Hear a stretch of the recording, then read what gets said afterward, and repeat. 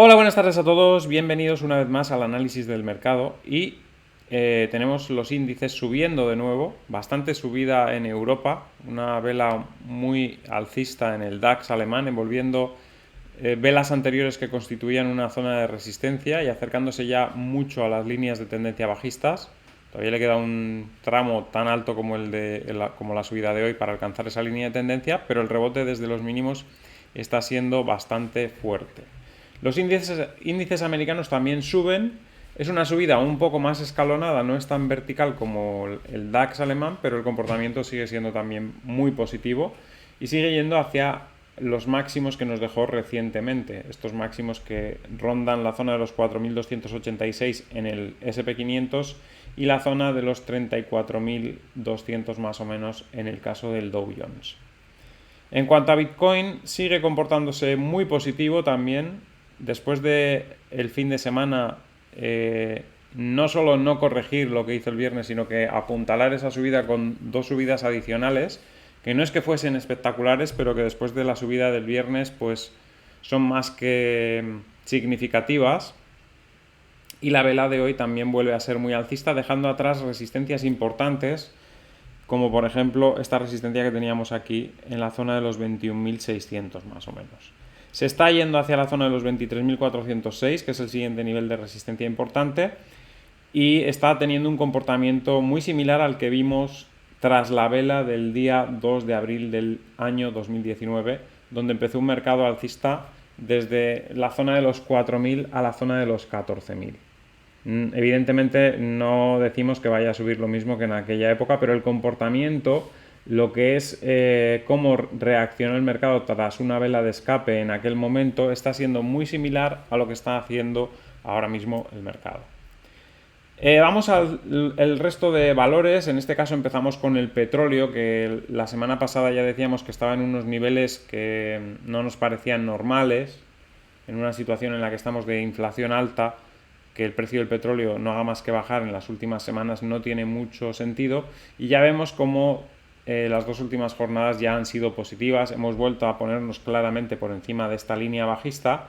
En este punto era una buena zona de entrada cuando rompe los máximos del día 8 el viernes pasado. Ese es un buen momento para entrar porque rompe este máximo que coincide prácticamente con la línea de tendencia bajista, y eso le pone otra vez en camino hacia la zona de los 102. De momento está en 94, sube desde la zona desde un mínimo que tocó en 87.23. El rebote es interesante, pero parece que todavía puede seguir subiendo.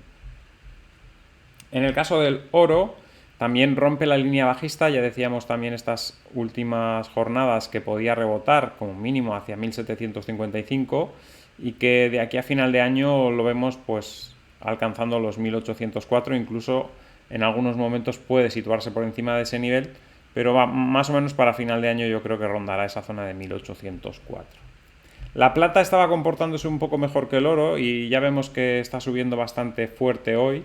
De hecho ha superado los 19.427, ya nos estaba dando síntomas de buen comportamiento, ya digo, porque la semana pasada cuando analizábamos el oro en alguna de las jornadas veíamos cómo estaba mucho peor que la plata, y la plata estaba ya mostrando ganas de subir por lo menos hasta los 19.427, y en este caso está subiendo más, o sea que se está comportando muy fuerte con respecto al oro en este caso. Por último, el platino, que también venía comportándose ya bien de antes que el oro y antes que la plata incluso. Nunca nos ha parecido que tuviese que seguir el comportamiento del oro y de la plata, pensábamos que estaba mejor, y en este caso se está comportando también muy bien, recupera los 901.5, está intentando situarse por encima de ese nivel, y si lo logra, pues luego una consolidación por encima de esa zona nos podría llevar hacia la zona de 960 de nuevo. Así que como veis, los mercados se recuperan, y se recupera el oro, se recupera la plata, se recupera el platino, se recupera el petróleo. No están comportándose como activos diferenciales. El oro, la plata, el platino están recuperando con las bolsas subiendo. O sea que, como veis, cuando hay miedo, lo que cotiza es el miedo. No cotiza otra cosa. No cotiza que el oro es oro, que la plata es plata, que el platino es platino y que el petróleo es petróleo. Cotiza el miedo y todo baja. Por eso también Bitcoin, a pesar de que es un activo que puede actuar como dinero duro, al final, cuando los mercados bajan por miedo, cuando lo que cotiza es el miedo, da igual el activo que sea. Da igual que es oro, que es plata, que es platino, que es petróleo, que es Bitcoin. Baja. Porque solo cotiza el miedo, no cotiza el activo. No cotiza lo que hay detrás de Bitcoin, no cotiza lo que hay detrás del oro, no cotiza lo que hay detrás del petróleo.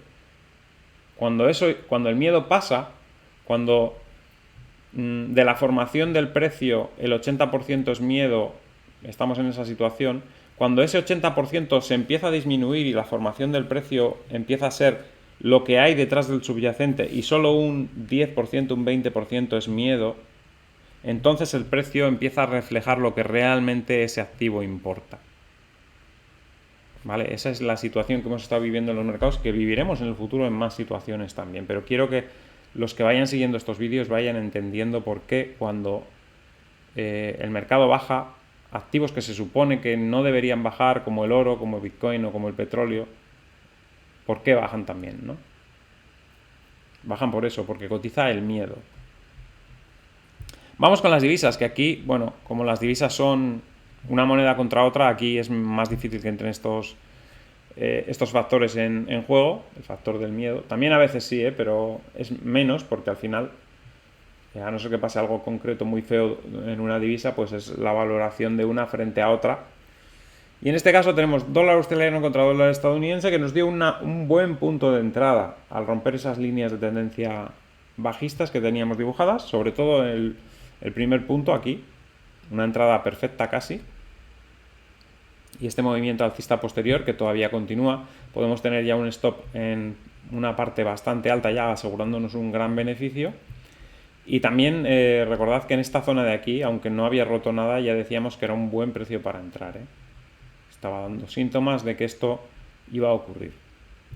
En el caso del dólar estadounidense contra dólar canadiense, que tenemos aquí, también hablábamos de una posible entrada en corto y se está dando ese movimiento bajista, como veis.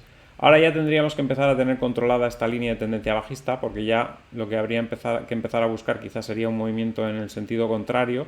Es una línea muy vertical, que os comento yo siempre cuando la línea es muy vertical, que incluso aunque la rompa no nos podemos fiar, porque cuando son tan verticales no suele cambiar el sentido del movimiento tan fácilmente. A veces rompe, establece una nueva línea de tendencia bajista con menos inclinación y es cuando rompe esa otra línea bajista con menos inclinación cuando se puede producir la vuelta del precio, ¿no? Así que de momento tenemos esta como referencia. Cuando rompa estará ralentizando esa caída, no es que se dará la vuelta todavía. Y después de que se ralentice esa caída y vuelva a romper otra línea de tendencia bajista menos inclinada, es cuando seguramente nos dará alguna oportunidad. Quizás en el pullback además, ni siquiera en la ruptura, ¿no? Pero bueno, es un gráfico que está bastante interesante y que hay que seguir. El euro contra la libra.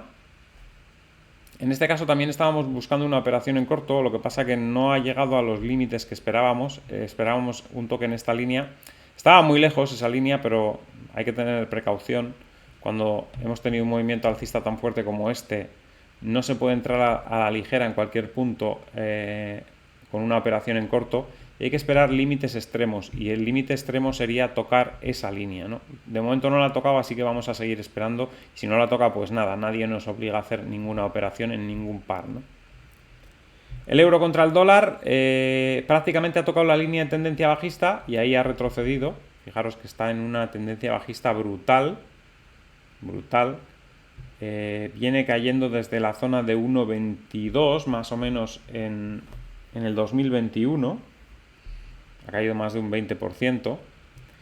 Y ahora está intentando darle la vuelta a esa situación, dibujar una figura de suelo que le va a costar todavía mucho, porque no ha roto la línea bajista, tampoco tiene un doble suelo ni nada, de momento tiene máximos y mínimos decrecientes y quizás necesita volver a caer a la zona de 0,99 para hacer un doble suelo, pero corremos el peligro de volver a hacer un mínimo descendente. Entonces vamos a ver, poco a poco debería estar empezando a dibujar un suelo. La caída ha sido muy brusca, pero no las tenemos todas con nosotros ahí con el euro,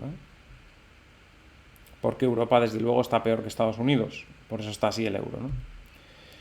La libra contra el dólar, en este caso también es otro gráfico que nos dio una buena entrada en esta línea. Fijaros, prácticamente el suelo, no es una entrada perfecta como la otra, porque aquí hubo picos por debajo, pero prácticamente también lo es. No llega a ser todo lo perfecta que podría ser.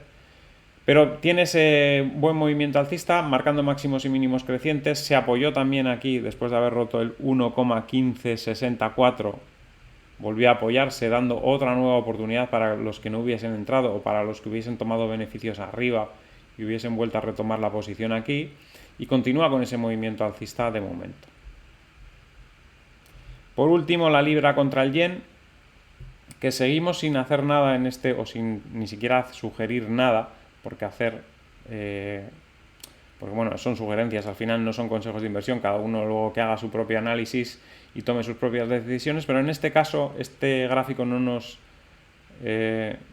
incita de momento a hacer ninguna sugerencia, porque después de haber estado en una fase lateral en esta zona, arrancó con mucha fuerza al alza, pero no veo un gráfico muy claro para tomar decisiones de momento. La única línea que veo pues es esta, solo tiene 2 puntos, no nos podemos fiar mucho, está bastante separada de los precios y hasta que no veamos algo más, pues este gráfico hay que tenerlo ahí vigilando, pero nada más.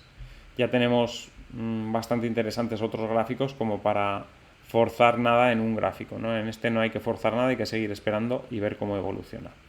Así que bueno, como veis eso es todo, el mercado sigue alcista en estas últimas semanas, después de la caída brusca que tuvimos. Ya dijimos que esa caída no era muy normal, que habíamos llegado a unos precios otra vez totalmente, no sé cómo calificarlos, pero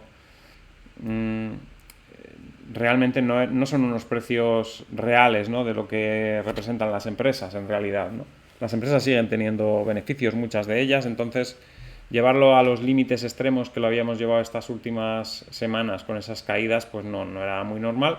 Y ahora ya estamos recuperando otra vez un poco el tono, seguramente estarán entrando grandes capitales que saben exactamente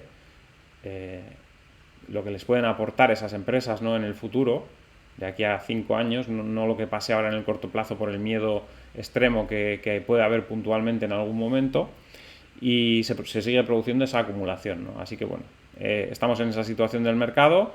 Alguna corrección vendrá, evidentemente, no vamos a estar subiendo ahora de repente, ya que llevamos 4 días seguidos en Estados Unidos subiendo, y no vamos a subir ahí 20 días seguidos, pienso yo, vamos, igual luego el mercado me sorprende y sí que sube, ¿no?, porque alguna vez ya ha ocurrido, ¿no?, pero no creo que la situación sea para eso, pero tampoco es para caer mucho más. Ya digo, los precios han llegado a un descuento tremendo. Si le descuentas encima la inflación, el valor de las acciones ha caído muchísimo.